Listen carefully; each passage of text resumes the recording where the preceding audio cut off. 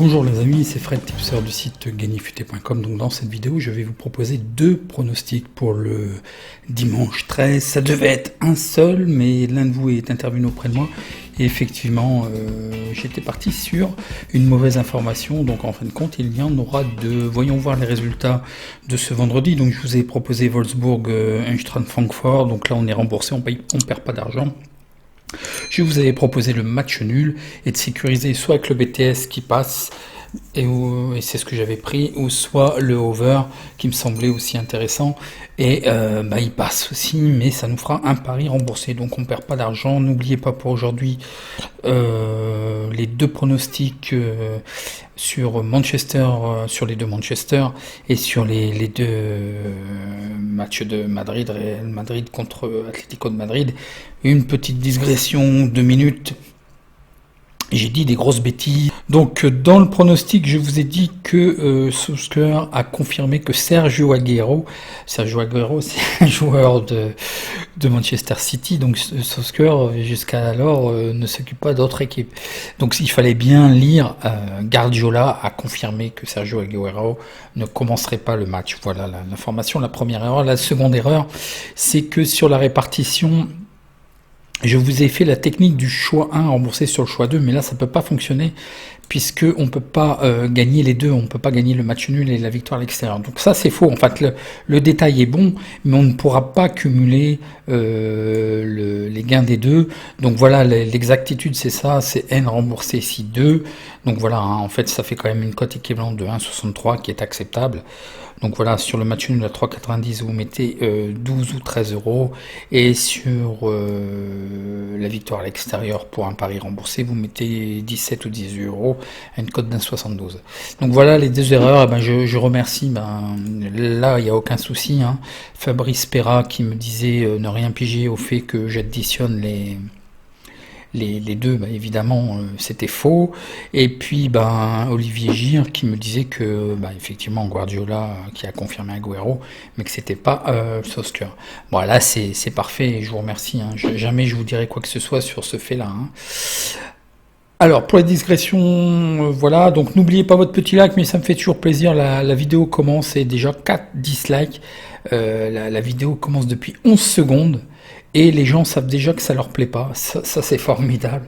Ça c'est la mauvaise foi dans toute sa splendeur. Donc le premier match, donc une petite digression encore, hein, attention quand même pour ce qui est des matchs à venir, hein. Sachez bien qu'il y a un risque de contre-performance pour les clubs ayant participé à la Ligue des Champions, à la Ligue Europa. Je ne peux jamais vous quantifier, mais à raison de la semaine dernière, par exemple, sur la première partie du week-end, il y a eu 9 matchs donc, où il y a eu une contre-performance sur 44 matchs, puisque le lundi il restait 4 matchs. Ça fait 20% de contre-performance quand même des équipes ayant participé à la Ligue Europa ou la Ligue des Champions. Et avec le lundi, Hoffenheim qui a quand même marqué, c'était les 4 derniers matchs qui restaient. Donc on est quand même à 18,75% de contre-performance sur la semaine dernière. Donc c'est pas négligeable. Je ne peux pas vous dire quelles équipes vont contre-performer. Vous voyez bien, ça peut être n'importe quelle équipe. Barça avec une cote de 1,17 qui se fait attraper par Cadix. Donc voilà, ça peut être tout et n'importe quelle équipe, quoi. Donc prenez-le en compte. Moi là, ce que je vous propose pour samedi dimanche, c'est pour passer à travers ces contre-performances. Alors on commence avec le premier match qui est Southampton avec 1843 points et le rating. Ils sont 6e avec 20 points. Ils jouent les places européennes contre Sheffield qui est dernier, la lanterne rouge, avec 1 point. Avec 1582 points et le rating. Donc attention, hein, parce que je vais pas vous mentir, moi j'ai des stats sur moi-même. Les 4 derniers matchs, les 4 derniers pronostics où j'ai parié contre des lanternes rouges, j'en ai perdu 3 sur 4. Donc ça fait que 25% de réussite. Bon là, je peux pas passer à travers ce match. Il est vraiment intéressant. Donc voilà le face-à-face. Donc Southampton gagne à 54%, match nul à 18%, perd à 27%. Ils font des over 2,5 à 45% et des under à 54%. Ils marquent en premier à 73%. Et ils encaissent en premier à 27%. Pour ce qui est de Sheffield, alors là, vous voyez, aucune victoire, un seul match nul, c'est rouge, quoi, hein, partout.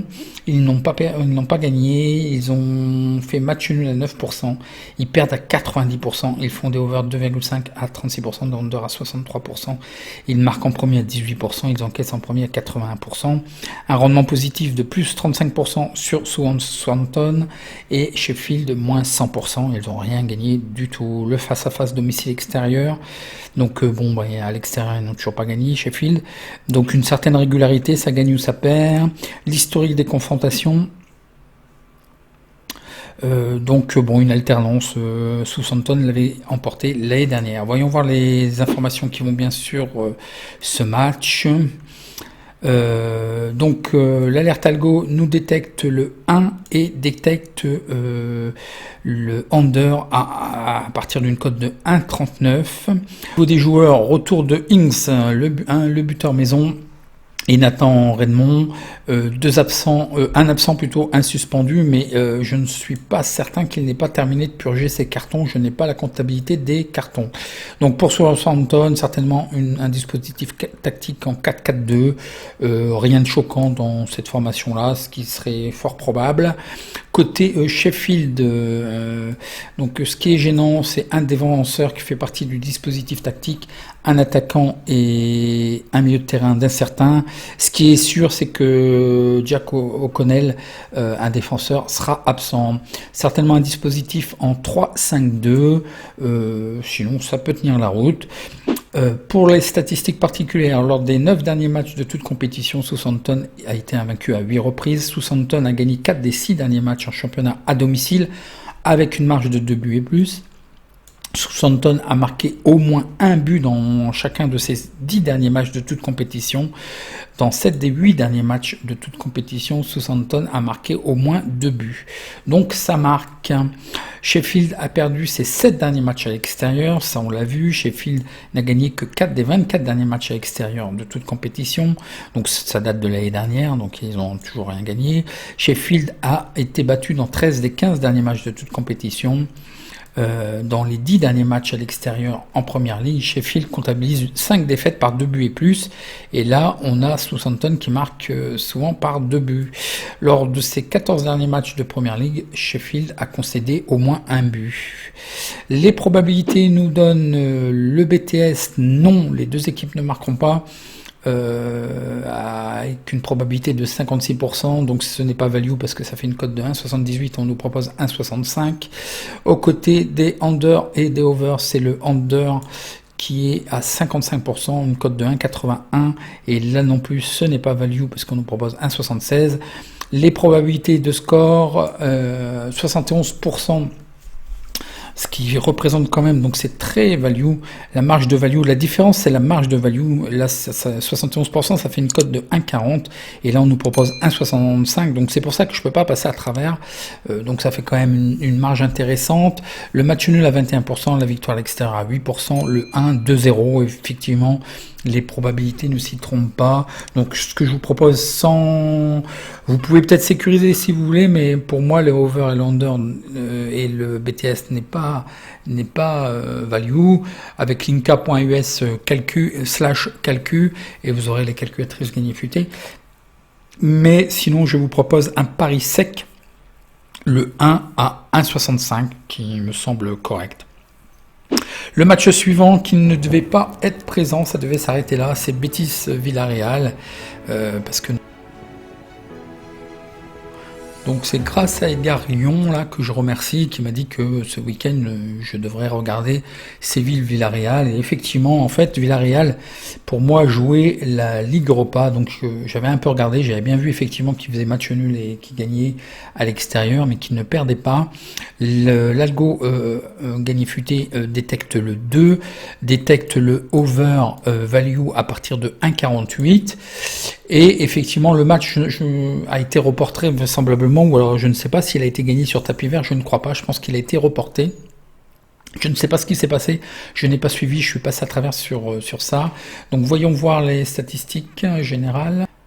Donc le Betis Séville est 8e avec 15 points à la porte des places européennes. Ils ont 1673 points Elo Rating.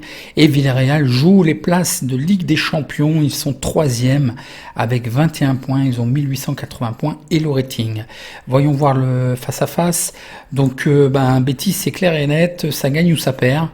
Ça ne fait pas de match nul. Par contre, Villarreal est très régulière. C'est un peu trop jaune d'ailleurs. Un peu trop de match nul. Donc attention. Betis gagne à 40%, ils ne font aucun match nul, ils perdent à 58%. C'est 50-50 pour les over et les under, plus et moins 2,5 buts dans le match. Ils marquent en premier à 41%, ils encaissent en premier à 58%. Un rapport négatif de moins 6%, bah oui, parce qu'il y a plus de défaites que de victoires. Pour ce qui est de Villarreal, ils gagnent à 41%. Match nul à 50% des matchs, oui, ça fait beaucoup quand même. 8% de défaites. Ils marquent en premier à 41%. Ils font des over plus 2,5 buts à 41%, des under à 58%. Ils marquent en premier à 50%, ils encaissent en premier à 41%. Et un rapport négatif, malgré qu'il n'y a qu'une seule défaite, mais à partir du moment où le rendement est basé sur la victoire de l'équipe, voilà, il n'y a pas assez de victoires. Et malgré tout, c'est quand même très très régulier. Il serait encore même plus haut s'il y avait plus de victoires. Voyons voir le face-à-face domicile extérieur. Donc toujours Betis, ça gagne ou ça perd. Voilà, une belle régularité, ça a quand même du mal à gagner. Mais ça ne perd pas côté Villarreal, l'historique des confrontations. Villarreal l'avait emporté l'année dernière, sinon il y a une certaine alternance. Voyons voir les statistiques qui vont bien. Donc retour de le gardien titulaire Claudio Bravo et puis un défenseur Assamandi, test Covid, donc apparemment le test est déjà négatif puisque c'est l'information que j'ai pour l'instant.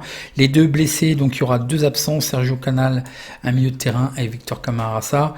Le dispositif certainement un 4-3-3 pour Betis, donc c'est assez conforme. Pour ce qui est de côté de Villarreal, donc un attaquant absent, Carlo Bacca, qui est une doublure, et puis le problème c'est que un des buteurs, Paco Alcacer, sera absent.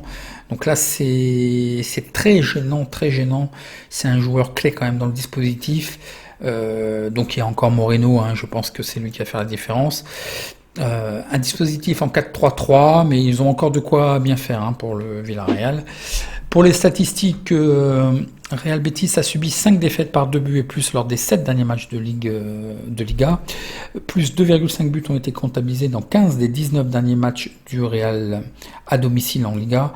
Le Real Betis a encaissé 2 buts dans 4 des 6 derniers matchs à domicile en Liga.